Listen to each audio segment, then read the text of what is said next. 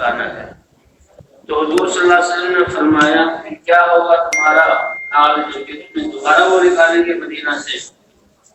تو عرض کیا پھر تو میں اپنی تلوار لے کر ان سے لڑوں گا یہاں تک کہ میری موت آ جائے۔ اللہ کے رسول صلی اللہ علیہ وسلم ان کی یہ بات سن کر مسکرائے اور کمر پر ہاتھ سے تھپکی دی اور کہا اے ابو ذر، کیا اس سے بہتر بات نہ بتاؤں کہ تم غصے میں تلوار لے کر ان سے لڑنے لگ جاؤ؟ اس سے بہتر بات نہ بتاؤں؟ عرض کیا کہ اے اللہ کے رسول ضرور بتائیے، میرے ماں اور باپ آپ پر قربان ہوں اے اللہ کے رسول۔ تو حضور صلی اللہ علیہ وسلم نے فرمایا کہ ان کی طاعت ان کے حوالے ہو جاؤ، اگر وہ آگے سے تمہیں کھینچے تو تم آگے کی طرف بڑھ جاؤ، اور اگر پیچھے کی طرف کھینچے تو پیچھے کی طرف آ جاؤ، اور اسی حال میں ان کی بات مانتے چلے آؤ کہ تم قیامت کے دن اللہ کے دربار میں مجھ سے ملاقات کرو۔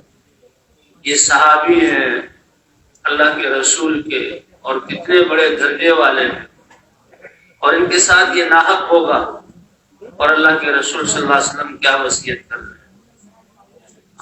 امت اور دین کا مزاج یہ ہے کہ میں تو حق پر ہوں، میں لڑ کروں گا، وہ یہی کہ تمہیں بغیر وجہ کے مدینے سے نکالا جائے گا، کیا عرض کیا کوئی بات نہیں، شام میں چلا جاؤں گا، بغیر وجہ کے وہاں سے نکالا جائے گا، لیکن مدینہ آ جاؤں گا، کنفلکٹ میں دوبارہ نکالا جائے گا، کوئی وجہ نہیں ہوگی، بغیر حق کے۔ اس پر کہا یا رسول اللہ اب تو پھر میں لڑوں؟ اللہ کے رسول کا نہیں، لڑنا نہیں، اس سے بہتر بات یہ ہے کہ تمہیں وہ آگے کی طرف کھینچے تو آگے چلے جاؤ، پیچھے کی طرف دھکیلے تو پیچھے آ جاؤ، اور اسی حال میں مجھ سے ملاقات کرنا۔ یہ ہے حضور صلی اللہ علیہ وسلم کی وصیت۔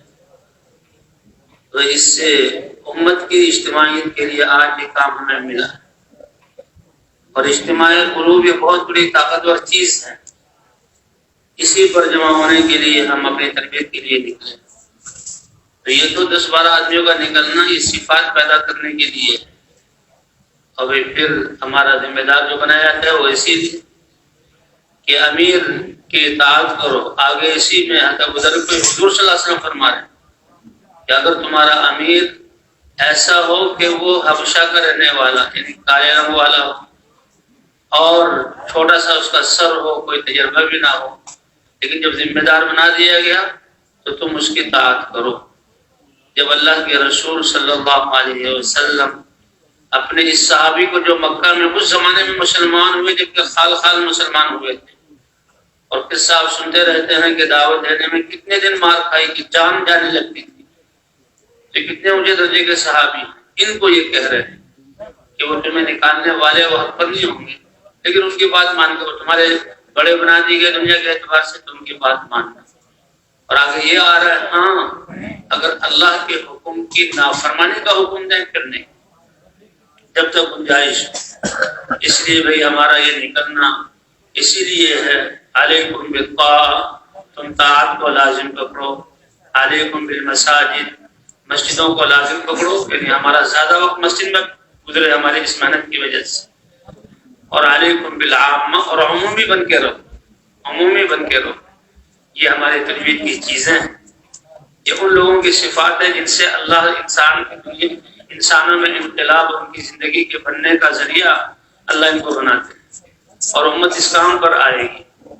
لہٰذا بھائی ہمارا اس محنت کے لیے نکلنا، یہ محنت بڑی چیز ہے، ہم اس محنت کو کرنے والے اللہ کے ہاں شمار ہو، ہماری محنت قبول ہو جائے تو نکلنے کے دوران ان صفات کا اہتمام کرنا، اللہ کو یہ صفات پسند آ جائیں، اور اللہ ہدایت دینے والے تو اللہ کے لیے ایک انسان کو اور 7 ارب انسان کو ہدایت دینا برابر ہے، دلوں کا بدلنا برابر ہے، لیکن ہم دریا بن جائیں، ان کی بات والی قربانی، محنت اور طاعت کا اجر ہمیں مل جائے، تو اس کے لیے ہمیں اس صفات پر آنا ہوگا۔ اس لیے جب اللہ کے راستے میں نکلے ہیں تو بھائی یہ ایک میدان ہے، یہ ایک محنت ہے، یہ ایک تربیت ہے، اپنے اندر ان صفات کے لانے کی کوشش کریں۔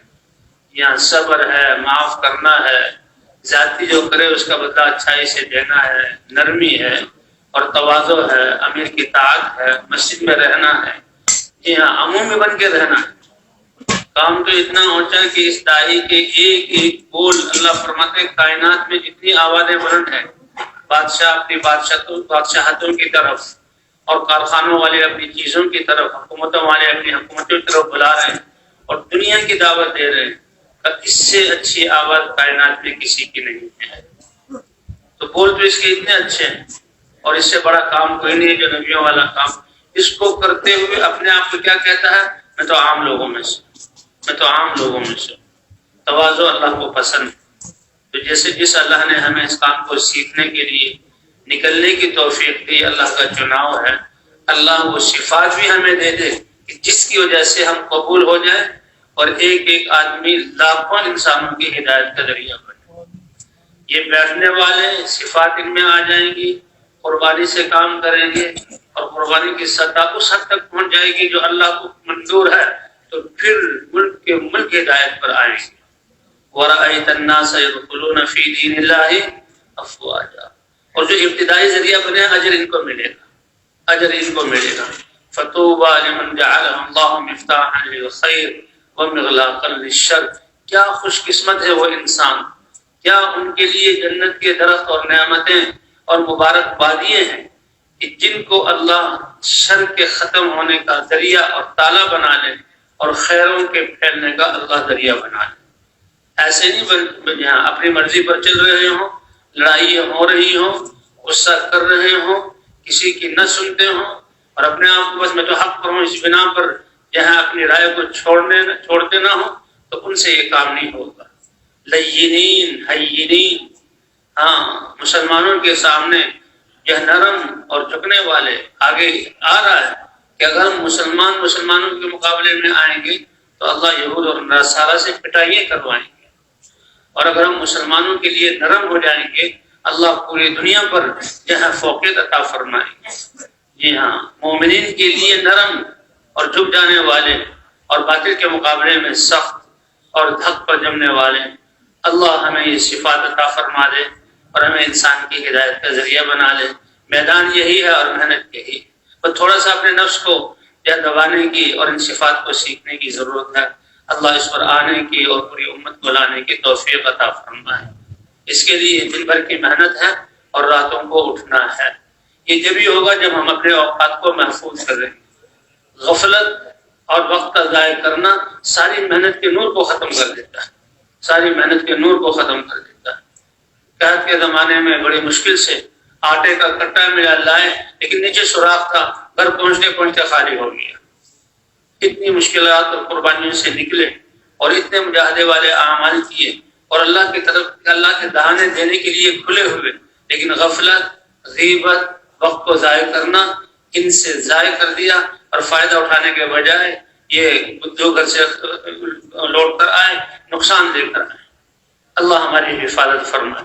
اس لیے بھائی راتوں اپنے دن کے اوقات کو محفوظ رکھنا، اجتماعی انفرادی اعمال کا اہتمام کرنا اور خود اپنے انضباط اوقات ایسا رکھنا، جلدی سوئیں، اب کوئی کام نہیں، جلدی سو جائیں تاکہ راتوں کو اٹھ کر جلدی وہ رات کا وقت جس میں انسان ہو، میں ہوں اور میرا اللہ، میں ہوں اور میرا اللہ، کتنا مبارک وقت ہے، کتنا پیارا وقت ہے، کیسی سعادت کی گھڑی ہے۔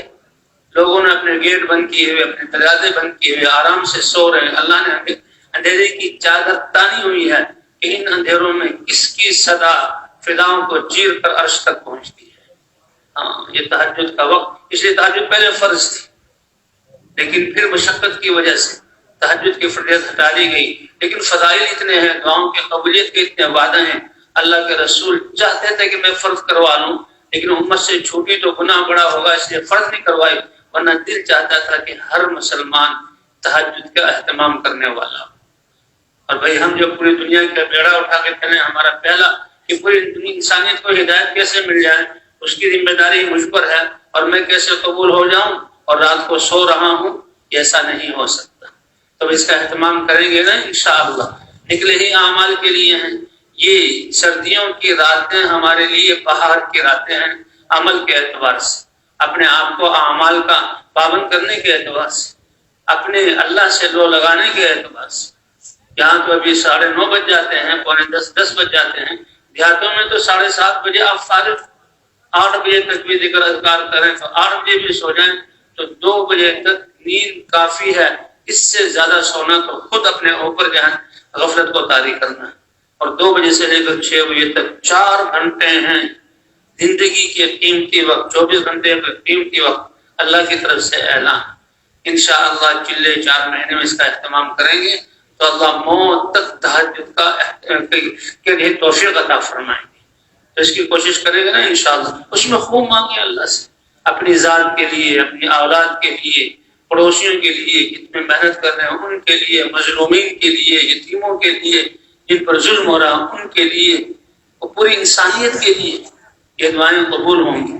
تو اللہ اس پر آنے کی, امت کو لانے کی توفیق عطا فرمائے. تو اٹھتے ہی بستر لپیٹ دیں, اٹھتے ہی اپنی مچھردانیوں کو لپیٹ دیں. یہ وقت پتہ لگے کہ یہ لوگ اپنے وقت کی حفاظت کرنے والے ہیں, یہ غفلت سے اپنے آپ کو بچا رہے ہیں. بستر پڑے بے ترتیب پڑے ہوئے ہیں, سامان بکھرا ہوا ہے, مچھردانی لگی ہوئی ہے. بھئی یہ وہ مرکز ہے جس میں پوری دنیا کے انسان اپنی زندگی بنانے کے لیے آتے ہیں, یا ایک سرائے ہے یہ؟ جی ہاں, یہ کیا ایک سرائے ہے؟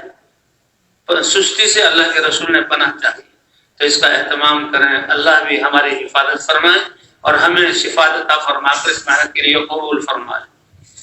سبحانك اللهم وبحمدك نشهد ان لا اله الا انت نستغفرك ونتوب اليك. رب اغفر وارحم وانت خير الراحمين. اللهم اشف مرضانا واهد ضالتنا وأد ديوننا واقض حاجاتنا والف بين قلوبنا واصلح ذات بيننا واغفر لنا ذنوبنا وارحم موتانا يا اكرم الاكرمين. وصلى الله على النبي الكريم وعلى اله وصحبه اجمعين برحمتك يا ارحم الراحمين.